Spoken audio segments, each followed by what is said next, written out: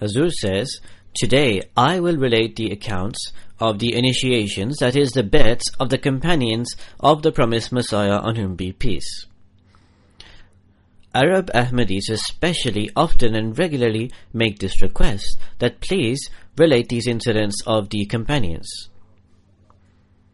For whilst on the one hand, every one of their incidents demonstrates the sincerity and loyalty, their level of sacrifice, and the difficulties that these companions experienced after coming into the fold of Ahmadiyyat. There, on the other hand, it also affords us the opportunity of partaking in the company of the promised Messiah, on whom be peace.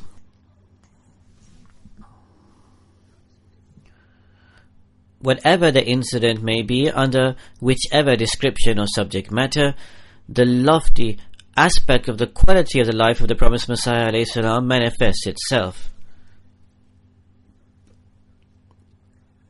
We come to learn of the ambience and atmosphere of the blessed assembly of the promised Messiah, on whom be peace.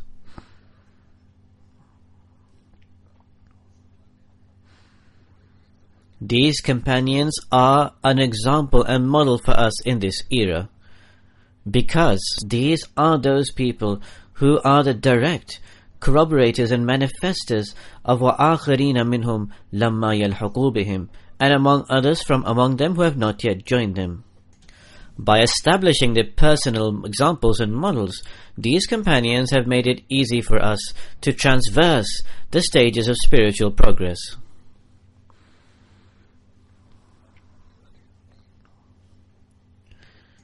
Thus, these incidents are essential for the families of these holy persons.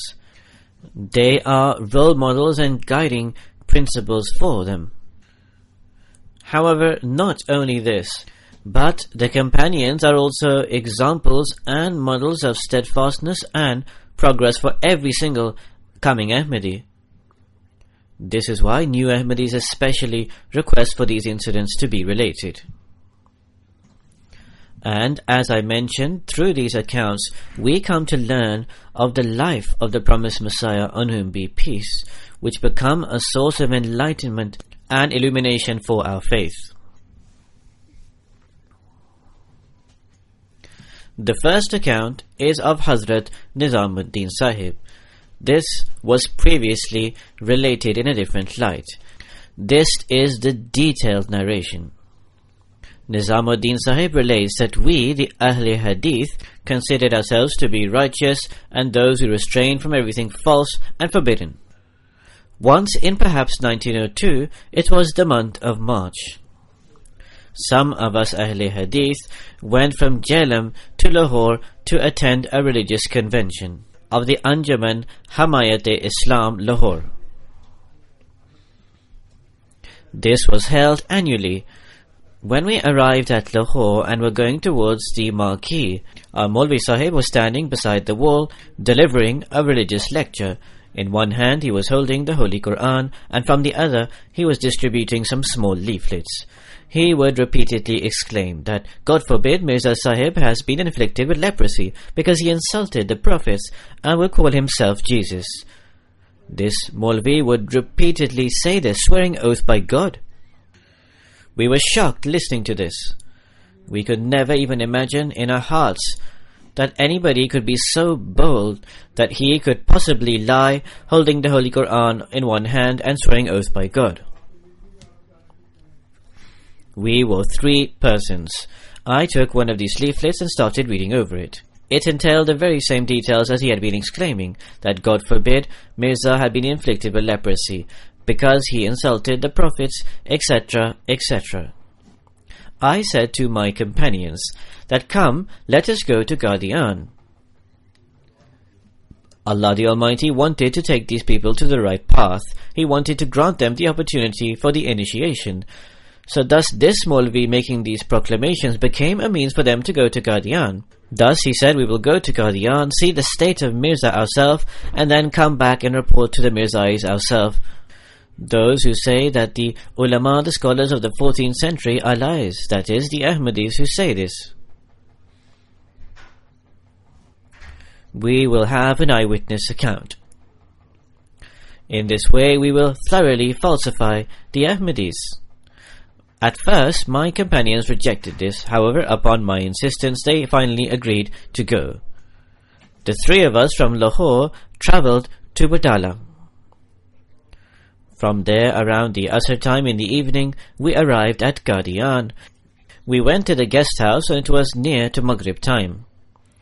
I inquired from somebody, "Tell us the place where Mirza Sahib offers his prayers, so that we can go and stand nearby and observe him ourselves." Perhaps that same person who we had asked went along with us and told us the place where Mirza Sahib would offer his prayers. Because the time was near for his arrival, I sat in the place where Hazur was due to come and stand at my right side. My two friends sat to the right side of me.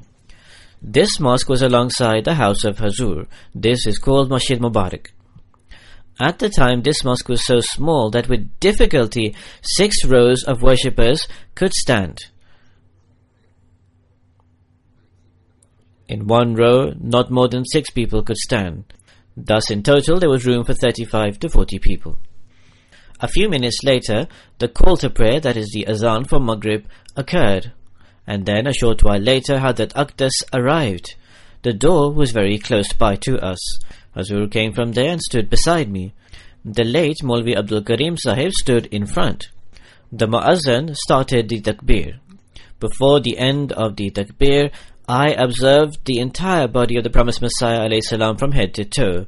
When my eyes cast upon the blessed hair and beard of the promised Messiah, on whom be peace, the state of my heart transformed altogether. I said within my heart, "O God, I have never seen anyone with these features until today." What was his hair like? They were like threads of gold. The eyes were cast down, providing a perfect embodiment of modesty. The excellence and beauty of his hands and feet was separately attracting me. I was immersed in the thoughts that, "O God, is this that same person who the Maulvis declare is a liar and insulter of the prophets?" Whilst engulfed in these thoughts, the Imam suddenly said Allahu Akbar, and the prayer commenced. Although I was offering the prayer, until the salam, that is the end of prayer, I remained shocked. Our Maulvi, whose beard is long, who is holding the Quran in his hand and swearing oath by God, who is using extremely derogatory words with regards to the promised Messiah ﷺ repeatedly, that Mirza, God forbid, has been inflicted with leprosy. So this created new doubts and misgivings in my heart. I would at times waver to the thought, could a person who held the Holy Quran and swore oath by God ever tell a lie? He could never imagine what their Maulvis could say. I thought that perhaps this person standing in the prayer is not Mirza, it is someone else. This is all concocted to deceive new persons. However, when the illuminating and pure countenance of the promised Messiah ﷺ came before me, my heart would say, perhaps that person who was holding the Quran lied out of enmity so that people would not go towards Qadian. In any case, prayers came to an end. The promised Messiah ﷺ sat upon his high place. He called out that if Mufti Sahib is present, come forward. When Mufti Sahib came forth, the promised Messiah, on whom be peace, inquired, "Where is Maulvi Sahib?" I observed that Maulvi Sahib, Hadrat Khalifatul Masih Awwal, Hadrat Maulvi Nuruddin Sahib, got up from the very last line and came forth. The promised Messiah began a discourse regarding the plague. The promised Messiah, on whom be peace, states, "We had informed people beforehand that I had seen angels planting black plants in the Punjab. When asked what this is, they said these are the plants of the plague. In the coming season, this will manifest in the Punjab. People mocked and ridiculed this. They said the plague has always remained restricted to the coastal areas. It has never come inland. But now look, the plague has now broken out in certain inner cities. In short, until the Isha, the promised Messiah continued his discourse. After offering the Isha, the promised Messiah ﷺ went inside. We conversed amongst each other that what is this secret? Our Maulvi holds the Quran and swears oath by God, but here we see something different. In any case, in the morning we awoke. We had resolved that we would discuss with Hazrat Maulvi Nuruddin Sahib, who would tell the truth. That is this the same Mirza Sahib or is this somebody else? When we went into his clinic, there was a Maulvi Sahib who was raising a criticism. That Maulvi said all the holy people and prophets who came before, after spending a duration of hunger or starvation, would eat very simple food. However, we have heard that Mirza Sahib eats plough and zarda. Hadrat Khalifa Masih I responded, according to the Holy Quran, zarda and plough are permissible. If you have read anywhere that it is forbidden, do let me know. During the gap, I took out the leaflet and presented it before that Maulvi. I said that one of our Maulvis, holding the Quran and swearing oath by God, would say that God forbid Mirza Sahib is inflicted with leprosy. Yet we have been told that this person we have seen is Mirza Sahib and he is in good health. So tell us, is this person who we saw in the prayer Mirza Sahib or is this someone else? Khalifa Awal also took out that same leaflet from his pocket. He said, Maulvis have also sent us this leaflet. Now this is Mirza on one side and that is your Maulvi who lied with the Quran in his hand. It is up to you to believe who is true. So what else was left? I started bursting out in tears. I said to myself in my heart, wretched person, will you still not take the bet, the initiation? It is true, these Maulvis are the Dajjal, the Antichrist of this era. At Zohar, the three of us said to the promised Messiah that accept our initiation. The promised Messiah said, do not haste. Let it not happen that the Maulvis once again cause you to stumble, thus causing you to become greater sinners. I said, weeping, Hazur, I will never slip. In any case, on the next day, all three of them took the bet, the initiation, and then returned back to their homes. This is an account of Mian Abdul Aziz Sahib. He states, in 1891, I was transferred to the area of Sekwa. I became acquainted with Mian Jamaluddin, Mian Imamuddin and Mian Khairuddin Sahib. They mentioned the claim of being the promised Messiah and Imam Mahdi of Hazrat Mirza Ghulam Ahmad. Because in my heart I had no rancor or enmity against the promised Messiah alayhi salam, I was not displeased by what they said. However, all that I thought was, why do Maulvis say as they do? The reason for this was also because my forefathers were very reverent and affectionate to the Maulvis because of their religion. This was the same reason why I accepted what the Maulvis had to say.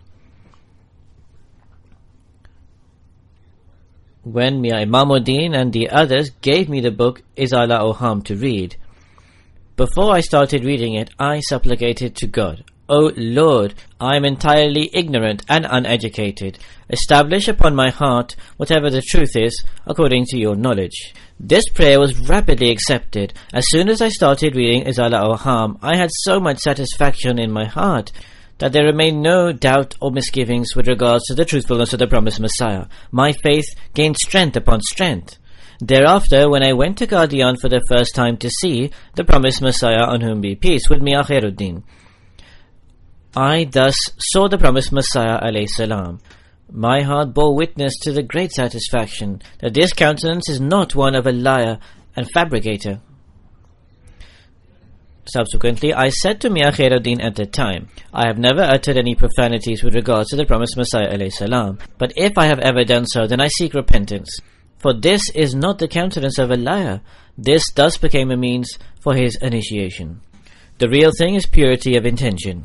When seeking help from God Almighty, it is to this that the promised Messiah, on whom be peace, has repeatedly inculcated and indicated towards. When you read my books, read it with purity of intention.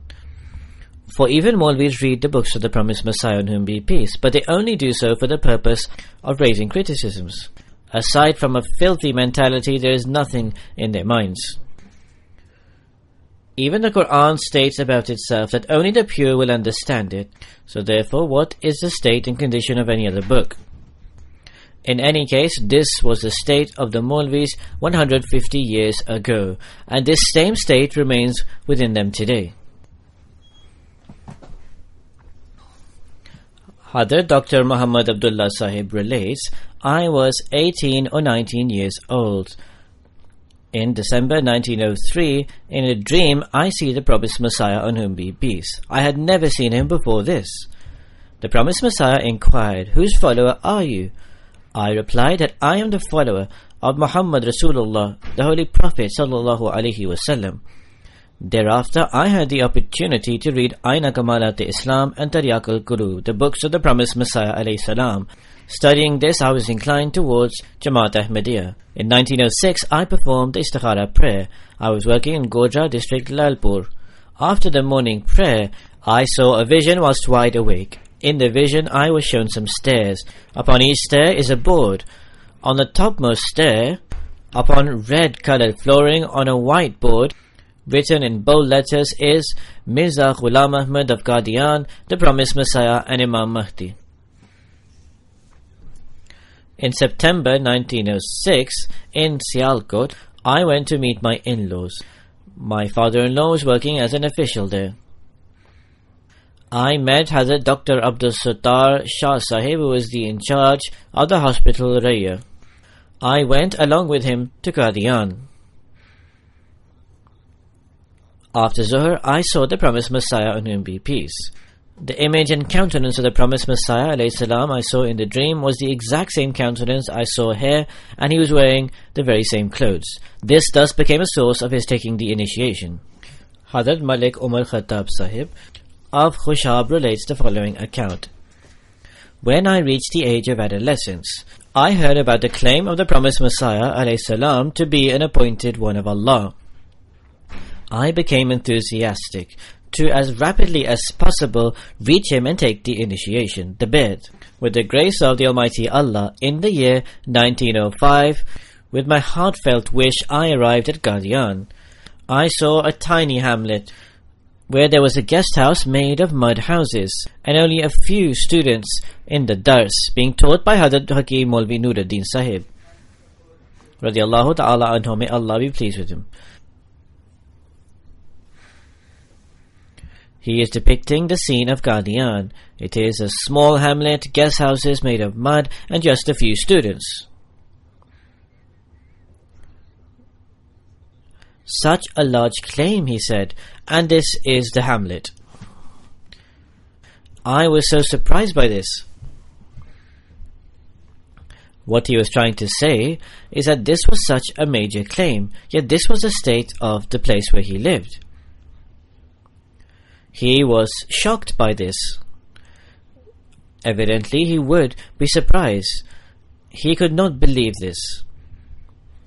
However, he continues to say, despite this fact, my heart testified to the truth.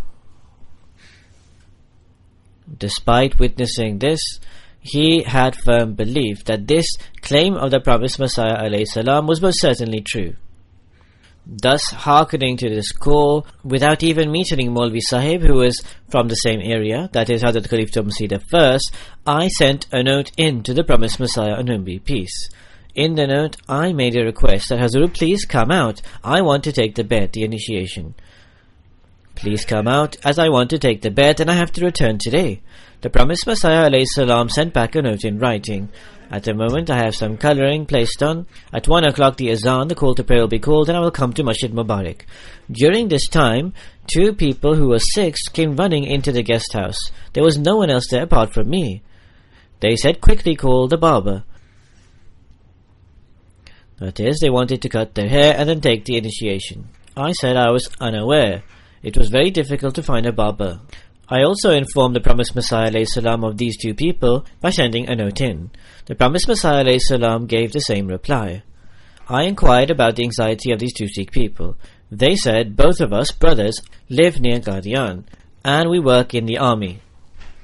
My father fell ill and we returned home. He was in extreme pain. One of the elders of the Sikh people said to my father that recite La ilaha illallah Muhammadur Rasulullah and you will pass away. So he did this and he passed away. This affected us, and we considered that instead of saying this on the deathbed, we should say this kalama, the Muslim creed, beforehand. Mirza Sahib had made a claim, and we said also the ladies wanted to meet you. However, a hue and cry ensued. All the Sikh people gathered together. We left to Qadian. They are coming behind us with sticks. There is a need for haste. During this time, the azan happened, the call to prayer. Along with them, I arrived at Masjid Mubarak. It was a tiny mosque that was entirely packed, that there was no room to even get in. This account of the two Sikh brothers, I have asked for further investigation at who they were or whether they actually even became Ahmadis. Nonetheless, this has been written in this account. He said there was no space in the mosque when we reached. I sat amongst the shoes and I was unacquainted with anyone. The promised Messiah opened the door of the mihrab. People stood up in the mosque and stood before the promised Messiah, on whom be peace. The promised Messiah sat down and I sat down before him. The promised Messiah said, "Who are you?" I said, "I have come for the bed. I was the one who sent that note." Maulvi Sahib requested for the bed to be taken from those who had been sitting before me. The promised Messiah ﷺ took my hand and put it upon his. He said, "Put your hands upon this child." Subsequently, according to his command, everyone put their hand upon mine. The initiation took place, silent prayers occurred, and then the prayers were offered. Hadrat Rahmatullah Sahib, pensioner, relates, the promised Messiah ﷺ stayed in Ludhiana for a few months. I was approximately 17 or 18 years old at the time. It was the time when I was a student.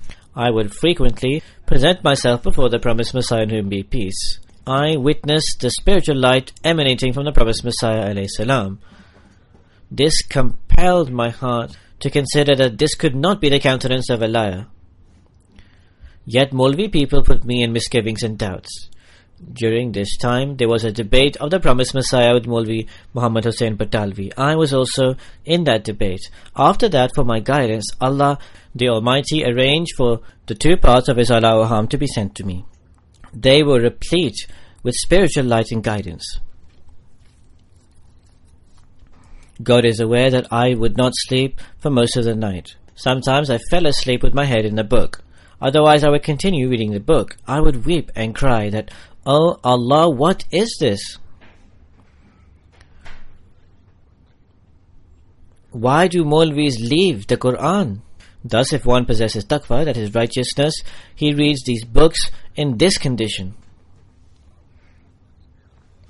He said, God is aware that the flame of love continued increasing in my heart. I wrote to Maulvi Rashid Ahmed Sahib, the promised Messiah ﷺ proves the death of Jesus from 30 verses of the Quran. Please write to me with regards to Jesus being alive from the Quran and the Hadith. Also, kindly provide me the rebuttal with regards to the 30 verses of the Holy Quran the promised Messiah ﷺ has presented. I shall publish these. I received the response. Do not debate with regards to the life and death of Jesus, peace be upon him, with either Mirza Sahib or his followers, because you will find many verses regarding the death of Jesus. This is a controversial issue. Debate on the issue that how is the promised Messiah the Messiah? So the advice given to him is, do not debate whether Jesus is alive or dead. Debate on the point that how is Mirza Sahib the promised Messiah? For the Holy Quran supports the concept of the death of Jesus. He said, I replied in kind, if Jesus is dead, then Hadrat Mirza Ghulam Muhammad is true. I received the response that you have been influenced by Mirza Sahib. I will pray for you. I then replied, you should pray for yourself. Ultimately, I fell supplicating upon the divine threshold, weeping and crying. I shook the divine threshold with my prayers. I supplicated, O Lord, I desire your pleasure. I am ready to sacrifice every honor for you, and I will accept every type of disgrace. Show your mercy upon me. In a short while, I swear by God, in whose hands is my life, that approximately 4 o'clock in the morning on 25th December 1893, on Monday, I had the opportunity to see the Holy Prophet, peace and blessings of Allah be upon him. The details of this dream is that I was performing the ablution in a village for the Asr prayers. Someone came and said to me, "The Prophet of Arabia has come."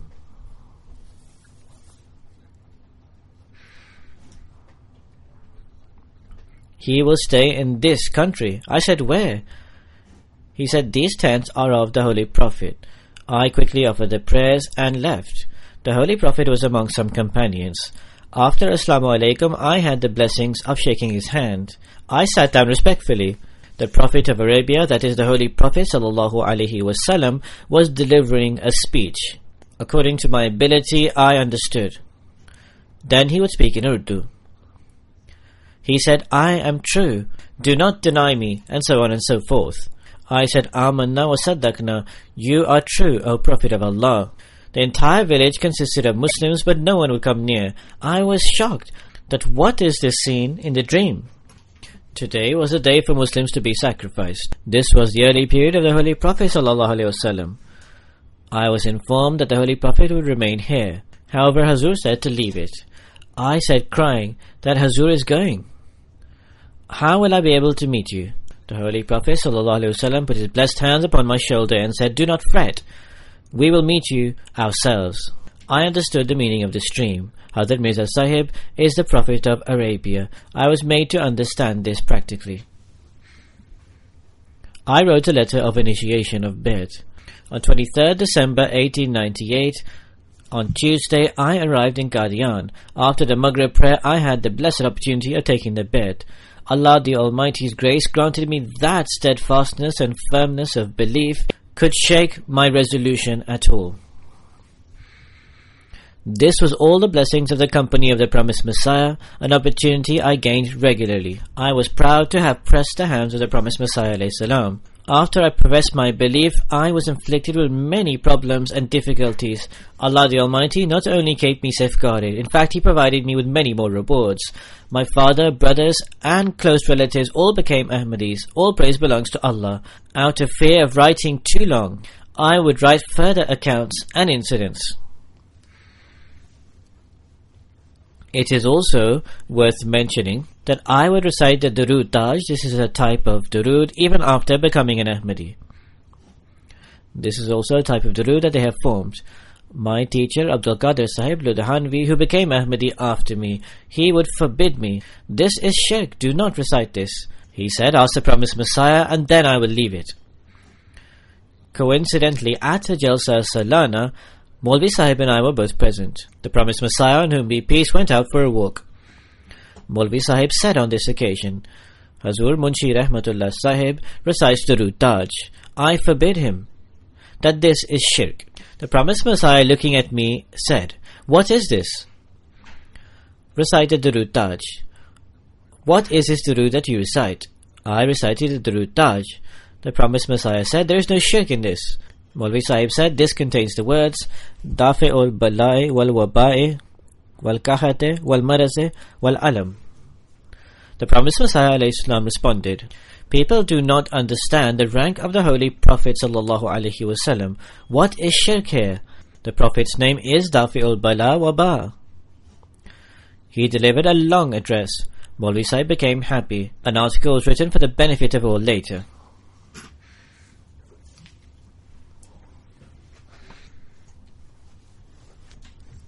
Hazrat Sayyid Mahmud Alam Sahib relates, in 1903, my elder brother Sayyid Mahbub Alam Sahib in the Patna city was going in a certain direction. Two people passing by said, "In Punjab, somebody has claimed to be the Mahdi."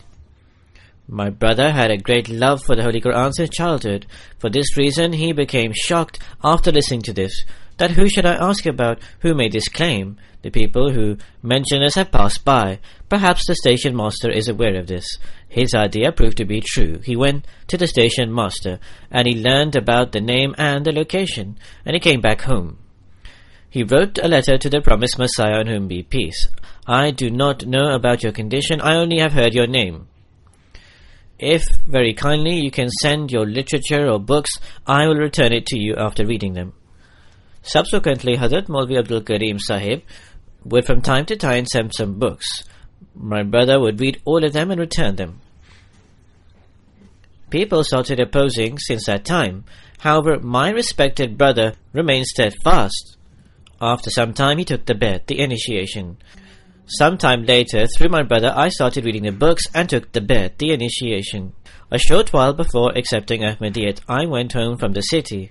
Coincidentally, I slept alongside my father. In a dream, my father saw Hazrat Imam Hussain, may Allah be pleased with him, who said, "This son of yours will become an extremely important and prominent lawyer." After I became an Ahmadi, I mentioned to my father that the interpretation of your dream was that I was going to become an Ahmadi. When you saw that I was going to become a very prominent person, this has been fulfilled by me becoming an Ahmadi. After this, for 2 years, I fell ill to a very serious illness. This illness remained for a long time, near to 2 years. It was a very dangerous illness. I had not even fully recovered from this when I had the keen desire to go to Qadian. In fact, I had a craze to go to Qadian.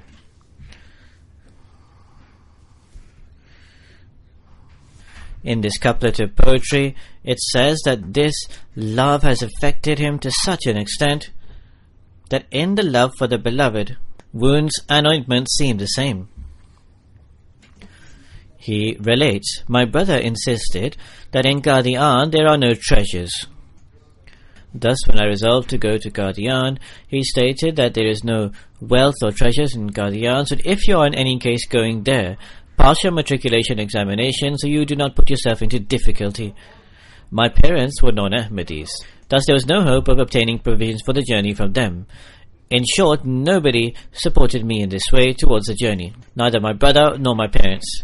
Because of my illness, my body was extremely frail and weak. I had not the energy to even walk a few miles. In fact, it can be said, in other words, that I did not even have the energy to walk 1 mile. However, Allah the Almighty infused my heart with a passion, and I became prepared to undergo the journey by foot. At the time, I was in Patna. When I was about to set off, people advised me to meet your parents before departing. However, I rejected this advice because I said it was possible that the wailing and crying of my mother would affect my resolve and determination negatively, to the extent that I would abandon my intention to go to Qadian. In any case, I started walking and kept on walking. On the way, I wrote a card to the promised Messiah alayhi salam, that please pray for me. This is the circumstance of my journey. I have no money. I am extremely weak of health, but I have resolved to undergo this journey. I am very frail and very weak.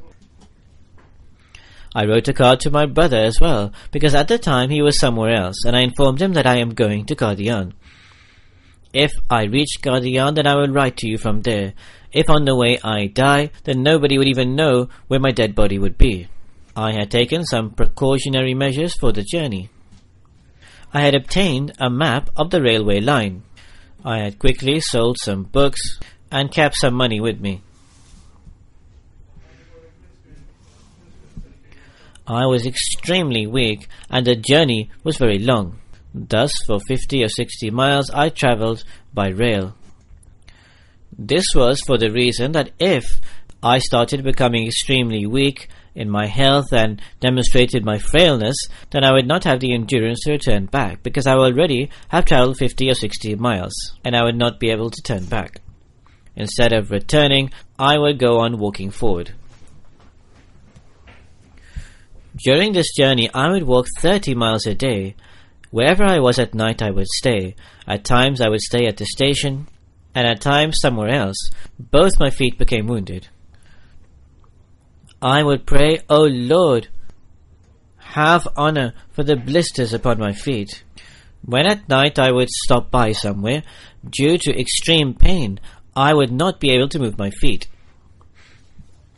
In the morning I would offer my prayer and try to set off, but my feet would not move. With great difficulty, I brought them to move. In the beginning, I would walk very slowly. A few minutes later, I would come to full speed. It was impossible for me to wear shoes any longer, because they were filled with blisters and wounds. In fact, the skin had been removed and there was only meat left. However, I had a passionate keen desire to reach Qadian, so I kept on walking. At times, pebbles and at times stones would pierce me and injure me. Sometimes I would walk along the rail track and sometimes on the normal road. I had to go through very dangerous places. There were thousands of monkeys and baboons en route. Seeing this terrifying sight would shake one to their core. I went through the city of Aligarh, but I have no idea how it is. That is, he went through it, but I do not know how it was, because my purpose was something else, and I kept on walking through. I do not know how the buildings of the colleges were. I kept on walking, and on one side I saw some white buildings. I asked somebody nearby that what is this building? Upon this he said, this is the building of the college. After this he kept on walking. I walked through Delhi, but did not stay there for even 1 minute. Because my ultimate objective was something else. My ultimate purpose was not to meet the holy people there. I did not want to leave my ultimate objective for even 1 second. With my wounded feet, I arrived in Qadian. I came to the guest house. After a few minutes, Hazrat Hafiz Hamid Ali Sahib, radiallahu ta'ala anhu, brought a glass of milk to me. There was no money in my pocket. For this reason, I turned down his glass of milk. Finally, upon his persistence, when he said, do not worry about the money, we are not taking any money from you, take this glass of milk. Alhamdulillah, all praise belongs to Allah, that the first item of food or drink I received in Qadian was milk. Many people came there, but nobody else was given a glass of milk. Only I was presented with this. From that day until this day, I am unaware of everything. Then I met the promised Messiah, on whom be peace. The promised Messiah kept on asking about the circumstances. People started taking the bed, and the promised Messiah himself asked me about the bed. I was pressing his leg at the time, so this was a craze that benefited me. Otherwise, how today would my name be counted amongst the list of the companions, the Sahaba? This was the madness that profited me and benefited me.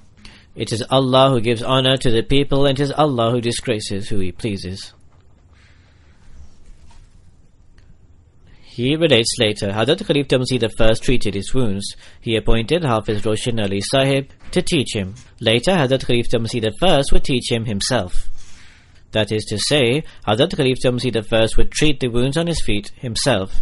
Hazrat Hafiz Roshan Ali Sahib and Hazrat Khalifa Masih I would teach him. He writes after that in May 1908, when the promised Messiah, on whom be peace, went to Lahore. After Hazrat Khalifa Masih I was summoned, Hazrat Khalifa Masih I took me along with him. At the time of the demise of the promised Messiah alayhi salam, I was standing beside his right arm. I came with the janazah to Qadian. When Hazrat Khalifa Masih I took the bed in the garden, I was sitting on the bedstead with him. At the time he delivered a speech, Hazrat Mir Nasir Nawab Sahib would cry and wail and ask for forgiveness. That is still vivid in my mind today. After the bed, that is the initiation, the funeral, prayers were offered. Then in the house in the garden, the coffin was placed for people to see. The cloth was removed from his countenance. People came from the western door and would come and see the promised Messiah alayhi salam and exit from the eastern door. Thus these were the few accounts of our holy personages and companions, with a deep yearning, passion and keen desire accepted the promised Messiah alayhi salam who came. With regards to the account of Sayyid Mahmud Alam Sahib, this, in fact, is one manifestation where it is mentioned in the hadith that even if you have to crawl on your knees to meet the Mahdi, then you should do so. He endured so much difficulty and pain, but he had a firm resolve. Through this, he kept on working, and ultimately he reached his final destination. May Allah the Almighty go on elevating the rank of these companions. May Allah the Almighty also enable us to strengthen our faith and conviction. May Allah also open the hearts of the Muslims in general, that they come to recognize the promised Messiah and Imam Mahdi, so that they can become those who acquire the pleasure of Allah, and they can safeguard themselves from the calamities that are befalling today. That they come to fulfill the right of being in the ummah of the Holy Prophet ﷺ.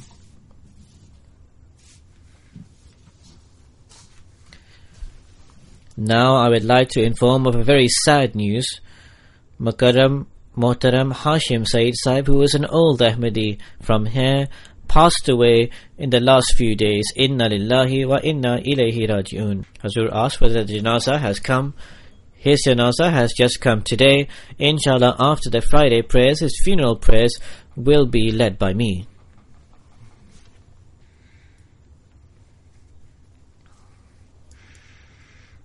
He would travel to and fro between London very extensively.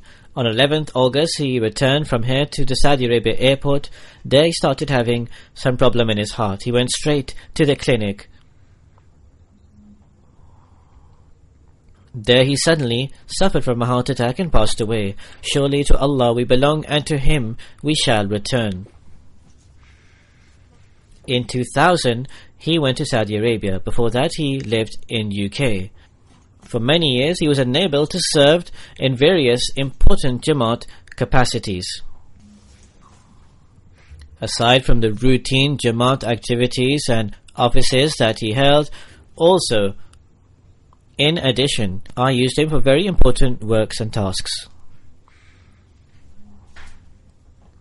With the grace of the Almighty Allah, he performed all these tasks in a very excellent manner.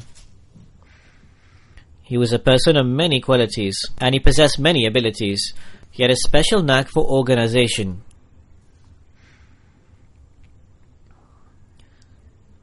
He also understood the intricacies of technical matters, and he possessed many knowledge in it.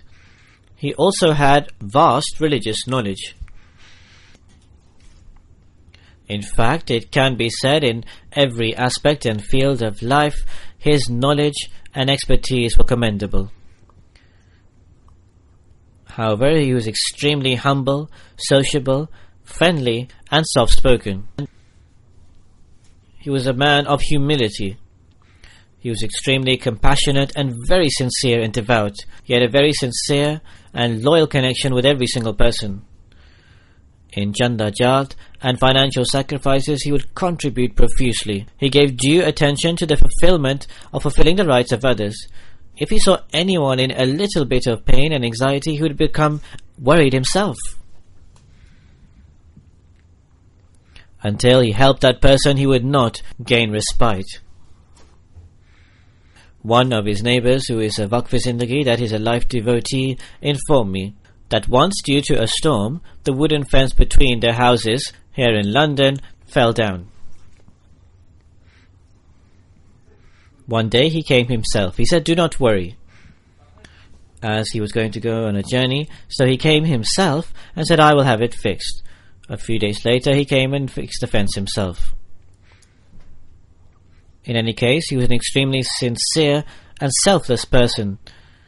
He was very loyal to Khilafat. He was practically always ready to serve the Nizam-e Jamaat. He leaves behind a wife and one daughter. Amongst the people who wrote, Ikrama Sahib from the Arabic desk, who was sitting before me, also wrote, he would be greatly careful of the money and property of the Jamaat and was a very intelligent person in this regard. From a Jamaati perspective, he had deep insight of the internal and external affairs and matters.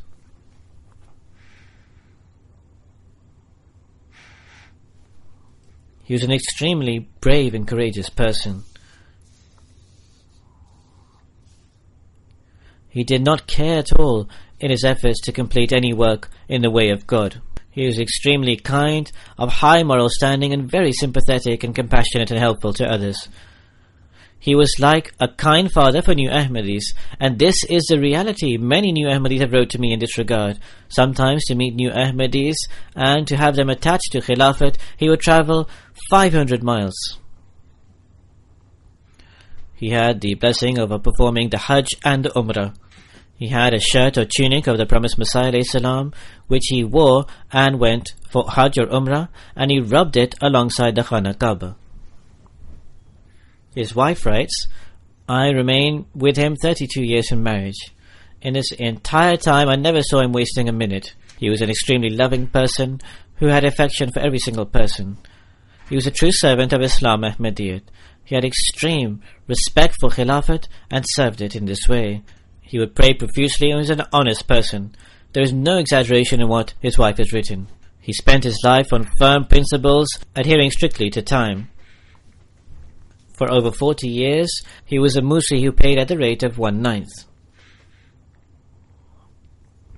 She writes that he would say that for me Khilafat was foremost, then my family, and then everything else.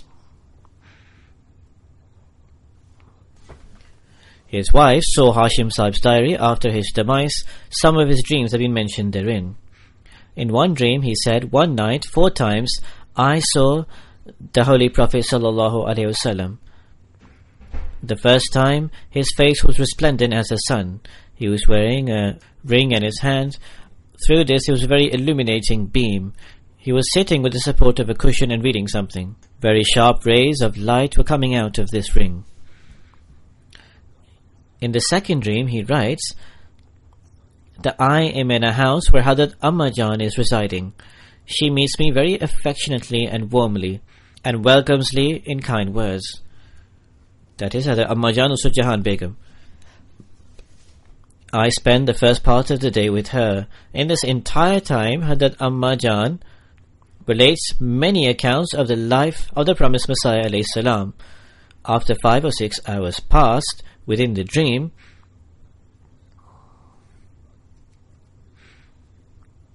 I reached the house of Hadrat Amma Jan and the promised Messiah alayhi salam. I spent the entire day with them. During this time, the promised Messiah alayhi salam related to me many accounts of his blessed life and also mentioned regarding some cases. He said, when this happened, Allah gave me this revelation, and He told me the entire method of revelation and also their words. In the evening, I departed from there. In the dream, this conversation was not through words but through feeling. No countenances or faces were seen by him.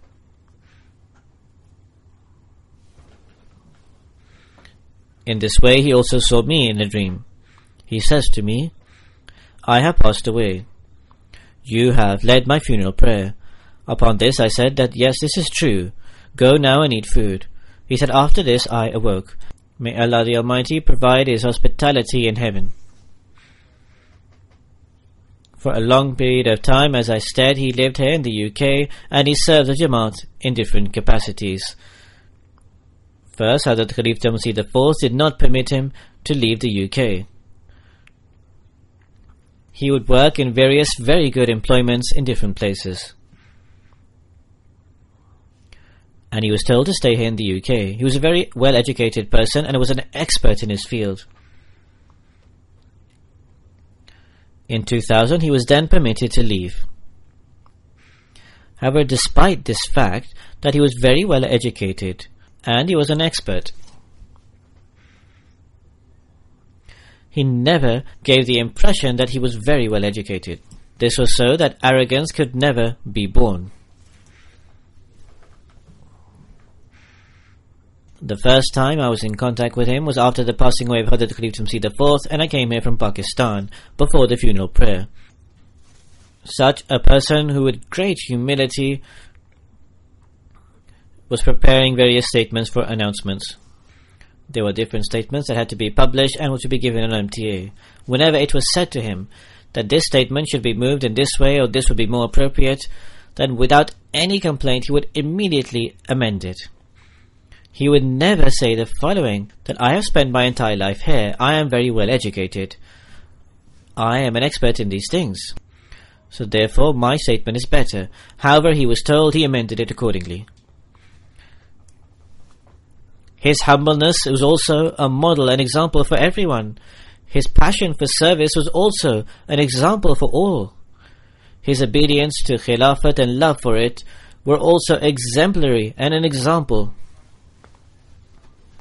When he was about to retire, beforehand he said to me that I have carried out employment, but for a long time it is my desire to do waqf, to dedicate my life.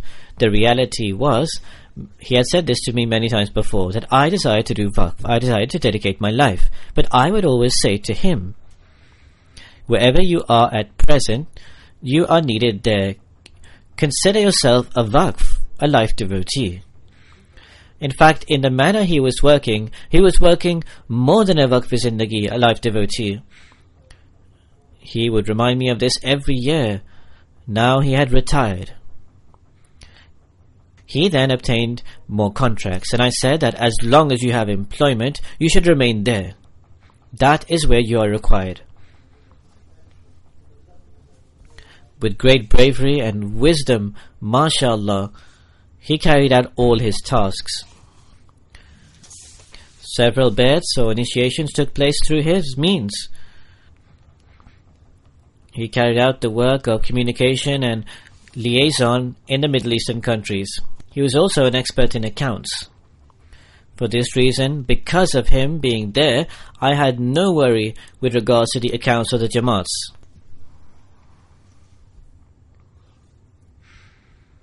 Aside from this, whenever he was given any other important task or to resolve any problems, he would perform that work very excellently. Whenever he would come here, and he would come here very regularly. As soon as he came, it is not that he was tired and that he would rest. In fact, he would go to the mosque first. He would say all the prayers for the number of days he was here in the mosque in Masjid Fazl. This is why he had obtained a house here nearby. In short, he was amongst those helpers of Khilafat who were true Sultan in Nasirs, true helpers of Khilafat. There is a big gap of vacuum through his demise. May Allah the Almighty produce such people of righteousness who work in this manner with such obedience to Khilafat again and again and for all times. I have trust upon the loving God that He will bestow hundreds of thousands of such helpers, inshallah, God enabling. May Allah the Almighty go on elevating the rank of the deceased. May he be given a place amongst the feet of God's beloved. The details of his life are very lengthy. I hope and expect that those who are aware of him will write about him. May Allah the Almighty also bestow upon the UK Jamaat such selfless workers. May Allah the Almighty also be the helper and supporter of his wife and daughter.